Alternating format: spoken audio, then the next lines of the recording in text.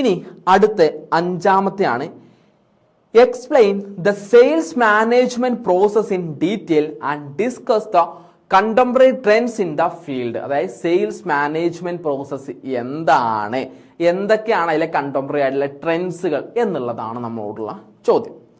നോക്കൂ, sales management എന്ന് പറഞ്ഞു കഴിഞ്ഞാൽ it is the process of planning, organising, directing and controlling the sales activities of an organisation to achieve sales objective and efficiently and effectively.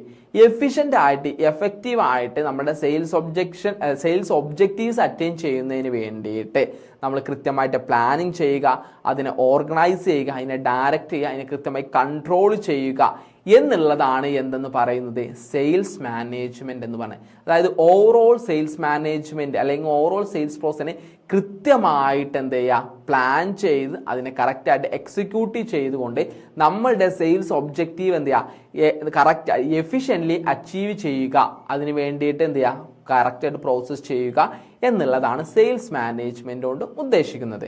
And it involves managing the sales force, developing sales strategy. അപ്പോൾ sales ഫോഴ്സിനെ കറക്റ്റായിട്ട് manage ചെയ്യുക, sales strategies develop ചെയ്യുക, അവരുടെ performance monitor ചെയ്യുക, customer relationship maintain ചെയ്യുക. ഇതൊക്കെ എന്തിൻ്റെ ഭാഗമാണ്, നമ്മളുടെ സെയിൽസ് മാനേജ്മെന്റിന്റെ ഭാഗമാണ്. So, effective sales management help the organization increase revenue, improve customer satisfaction and gain a competitive advantage. അപ്പോൾ നമ്മുടെ റവന്യൂ ഇൻക്രീസ് ചെയ്യുന്നതിലും കസ്റ്റമറിന്റെ സാറ്റിസ്ഫാക്ഷൻ ഇൻക്രീസ് ചെയ്യാനും കോമ്പറ്റേറ്റീവ് അഡ്വാൻറ്റേജ് ഇൻക്രീസ് ചെയ്യുന്നതിന് വേണ്ടിയിട്ടൊക്കെ എന്ത് ഹെൽപ്പ് ചെയ്യും, സെയിൽസ് മാനേജ്മെന്റ് ഹെൽപ്പ് ചെയ്യുമെന്നാണ് പറഞ്ഞത്. അപ്പോൾ എന്താണ് സെയിൽസ് മാനേജ്മെന്റിന്റെ പ്രോസസ് അല്ലെ, സ്റ്റെപ്പുകളാണ് നമുക്ക് സെയിൽസ് മാനേജ്മെന്റ് പ്രോസസ് എന്ന് പറഞ്ഞു കഴിഞ്ഞാൽ steps involve in sales management process ആണ്. അതിൽ ആദ്യത്തെ സ്റ്റെപ്പാണ് നമുക്ക് നോക്കാനുള്ളത്. Steps in sales management process, that is planning ആണ് ഫസ്റ്റത്തെ സ്റ്റെപ്പ് എന്ന് പറയുന്നത്. അതായത് നമ്മളുടെ ഇന്റേണൽ ആൻഡ് എക്സ്റ്റേണൽ ആയിട്ട് ഒരു ബിസിനസ്സിനെ സംബന്ധിച്ച് അതിന്റെ ഇന്റേണൽ ആൻഡ് എക്സ്റ്റേണൽ ആയിട്ടുള്ള എല്ലാ കാര്യങ്ങളും നമ്മൾ നോക്കും.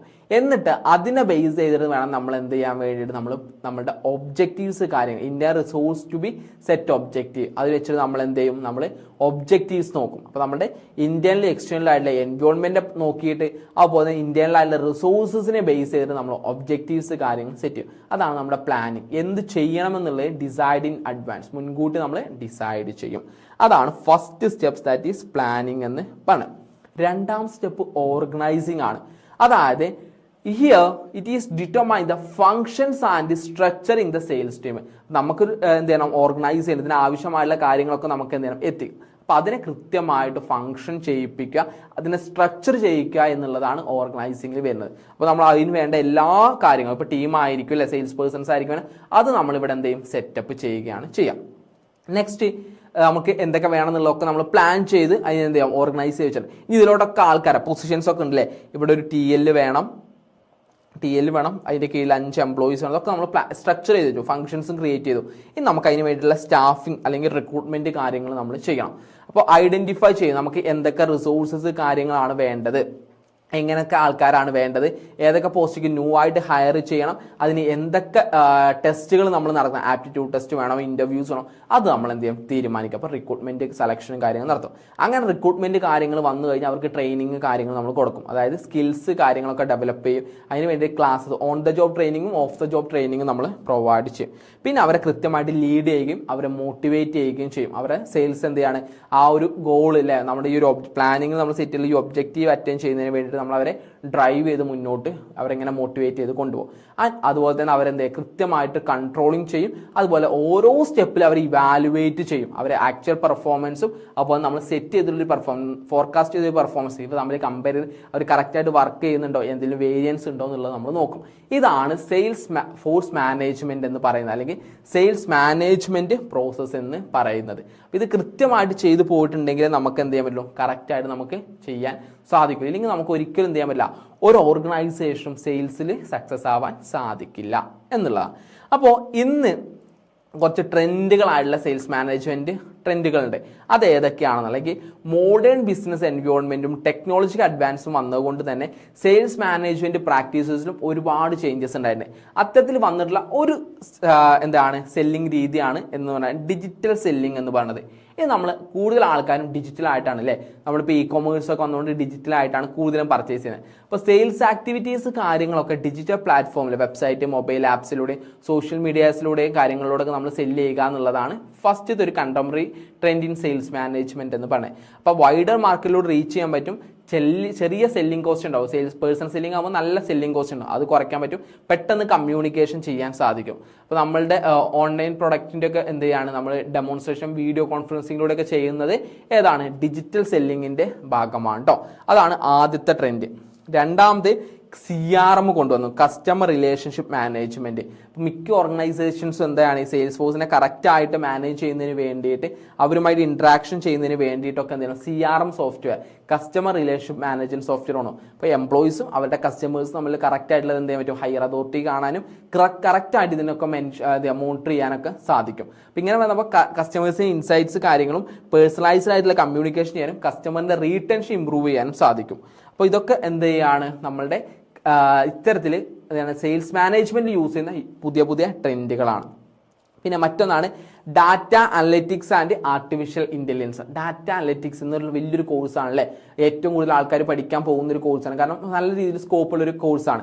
ആ ഡാറ്റ അനലിറ്റിക്സും അതുപോലെ തന്നെ നമ്മളുടെ ആർട്ടിഫിഷ്യൽ ഇൻ്റലിജൻസും AI ഇതിനെ വെച്ചുകൊണ്ട് നമ്മൾ എന്ത് ചെയ്യുന്നത്, ഒരുപാട് ഡാറ്റ ഡ്രിവൺ ആയിട്ടുള്ള ഡിസിഷൻസ് കാര്യങ്ങളൊക്കെ നമ്മൾ എടുക്കുന്നുണ്ട്. അപ്പോൾ ഇതൊക്കെ ഇതിനെന്തിനു വേണ്ട, സെയിൽസിൻ്റെ ഫോർകാസ്റ്റിങ്ങിന് വേണ്ടി നമുക്ക് പ്രീവിയസ് ഡാറ്റാസിനെ ബേസ് ചെയ്ത് നമുക്ക് ചെയ്യാൻ സാധിക്കും. ലീഡ് സ്കോറിങ് നമുക്ക് ചെയ്യാൻ വേണ്ടിയിട്ട്, അതുപോലെ തന്നെ കസ്റ്റമറിൻ്റെ ബിഹേവിയർ അനാലിസിസ് ചെയ്യാൻ വേണ്ടി, പേഴ്സണലൈസ്ഡ് ആയിട്ടുള്ള റെക്കമെൻഡേഷന് വേണ്ടിയിട്ടൊക്കെ നമ്മൾ എന്ത് ചെയ്യുന്നുണ്ട്, ഇത് ഉപയോഗിക്കുന്നുണ്ട്. ഇതൊക്കെ ഇന്ന് ഉപയോഗിക്കുന്ന പുതിയ പുതിയ ട്രെൻഡുകളാണ്. നെക്സ്റ്റ് സോഷ്യൽ സെല്ലിംഗ്, പുതിയൊരു ട്രെൻഡാണ് സോഷ്യൽ സെല്ലിംഗ് എന്ന് പറഞ്ഞാൽ. അതായത് social people use social media platform. ഇപ്പോൾ നമുക്കറിയാം ഏറ്റവും കൂടുതലായിട്ട് നമുക്ക് ആഡ് കാര്യങ്ങളൊക്കെ വരുന്നത് ഇതിലൂടെയാണ്, സോഷ്യൽ മീഡിയാസിലൂടെയാണ്. അപ്പോൾ കസ്റ്റമേഴ്സിനെ എൻഗേജ് ചെയ്യാൻ വേണ്ടി ഇൻഫ്ലുവൻസേഴ്സ് വന്നു. അപ്പോൾ ഇത് നമുക്ക് നമ്മുടെ പ്ലാറ്റ്ഫോമുകളല്ല ലിങ്ക്ഡിൻ, ഫേസ്ബുക്ക്, ഇൻസ്റ്റാഗ്രാം, ട്വിറ്റർ, അതുപോലെ യൂട്യൂബ് അടക്കമുള്ള പ്ലാറ്റ്ഫോമിലൂടെ നമുക്കിത് ഇങ്ങനെ ചെയ്യുന്നുണ്ട്. അപ്പോൾ നമുക്ക് കറക്റ്റ് കൂടുതൽ എന്ത് ചെയ്യാൻ പറ്റും, കസ്റ്റമേഴ്സിൻ്റെ എൻഗേജ്മെൻറ്റ് ഇൻക്രീസ് ചെയ്യാൻ വേണ്ടിയിട്ടും ബ്രാൻഡ് വിസിബിലിറ്റി കൂടുതലും കൂടി എന്ത് ചെയ്യുക, പൊസിഷൻ ചെയ്യുന്നതിന് വേണ്ടിയിട്ടും നമുക്ക് ഫാസ്റ്റ് ആയിട്ടുള്ള ലീഡ് ജനറേറ്റ് ചെയ്യുന്നതിന് വേണ്ടിയിട്ടും സോഷ്യൽ സെല്ലിംഗ് നമ്മളെ ഹെൽപ്പ് ചെയ്യുന്നുണ്ട്. ഇതൊക്കെ സെയിൽസ് മാനേജ്മെൻറ്റിൻ്റെ പുതിയ ട്രെൻഡുകളാണ്. മറ്റൊന്നാണ് ഓട്ടോമേഷൻ ഓഫ് സെയിൽസ് പ്രോസസ് എന്ന് പറയുന്നത്. എങ്ങനെയാണ് ഓട്ടോമേഷൻ കാര്യങ്ങൾ ചെയ്തിട്ടുള്ളത്, അതായത് നമുക്ക് ചില ടാസ്കുകളും കാര്യങ്ങളൊക്കെ ഓട്ടോമേറ്റഡ് ആക്കുക. ഇപ്പോൾ നമുക്ക് വാട്സപ്പ് റിപ്ലൈസ് കാര്യങ്ങളൊക്കെ ഓട്ടോമേറ്റ് ആക്കുക. അപ്പോൾ ഇത് കുറച്ചും കൂടി എഫിഷ്യൻസി ഇൻക്രീസ് ചെയ്യുന്നതിന് വേണ്ടിയിട്ട് നമ്മളെ ഹെൽപ്പ് ചെയ്യും. അപ്പോൾ automate emails, leads management automated ആവുക, ചാറ്റ് ബോട്ട്സ്, അതുപോലെ തന്നെ അപ്പോയിൻമെൻറ്റ് ഷെഡ്യൂളിംഗ് ടൂൾസുകൾ ഉപയോഗിക്കുക. ഇതൊക്കെ എന്ത് ചെയ്യാണ്, നമുക്ക് നമ്മുടെ സെയിൽസ് ഫോഴ്സ് കാര്യങ്ങളൊക്കെ കൂടുതലും ഓട്ടോമേറ്റഡ് ആക്കാൻ വേണ്ടിയിട്ട് ഹെൽപ്പ് ചെയ്യും. അപ്പോൾ ഇത് വെച്ച് ചെയ്യുന്ന സമയത്ത് നമുക്ക് ടൈം സേവ് ചെയ്യുന്നതിന് വേണ്ടിയും പ്രൊഡക്ടിവിറ്റി ഇൻക്രീസ് ചെയ്യാൻ വേണ്ടിയിട്ടും നമുക്ക് എറേഴ്സ് കുറയ്ക്കാൻ വേണ്ടിയിട്ട് നമ്മളെ ഹെൽപ്പ് ചെയ്യും എന്നുള്ളതാണ് പറയുന്നത്. ഓക്കെ, എന്തായാലും ഓൺട്രപ്രണർഷിപ്പിൻ്റെ താങ്ക് യു സോ മച്ച് പറയുന്നുണ്ട്. ഹലീം എക്സാം എഴുതിയത് നമ്മളുടെ ക്ലാസ് മാത്രം കണ്ടിട്ട് പോയതാണ്. അൽഹംദുലില്ലാ നല്ല രീതിയിൽ എക്സാം എഴുതാൻ കഴിഞ്ഞു. ഓക്കെ, അതുതന്നെയാണ് നമ്മളുടെ ലക്ഷ്യം. എച്ചു താലിമിൻ്റെ ഏറ്റവും ലക്ഷ്യം ക്വാളിറ്റി ആയിട്ടുള്ള എഡ്യൂക്കേഷൻസ് എല്ലാവരിലോട്ട് എത്തിക്കുക എന്നുള്ളതാണ്. അപ്പോൾ നിങ്ങൾക്ക് നല്ല രീതിയിൽ എക്സാം എഴുതാൻ സാധിക്കണം, സക്സസ് ആവണം എന്നുള്ളത് തന്നെയാണ് എച്ചു താലിമിൻ്റെ ലക്ഷ്യം. അതിന് വേണ്ടിയിട്ടാണ് നമ്മൾ ഈ യൂട്യൂബ് ചാനലിലൂടെ നമ്മൾ ഇത്തരത്തിൽ എന്തെങ്കിലും ലൈവ് സെഷൻസ് കാര്യങ്ങളൊക്കെ നടത്തുന്നത്. ഇനിയും നിങ്ങൾക്ക് ഇതേപോലെ എല്ലാത്തിൻ്റെ ലൈവ് സെഷൻസ് കാര്യങ്ങൾ നമ്മൾ ചെയ്യുന്നതാണ് കേട്ടോ.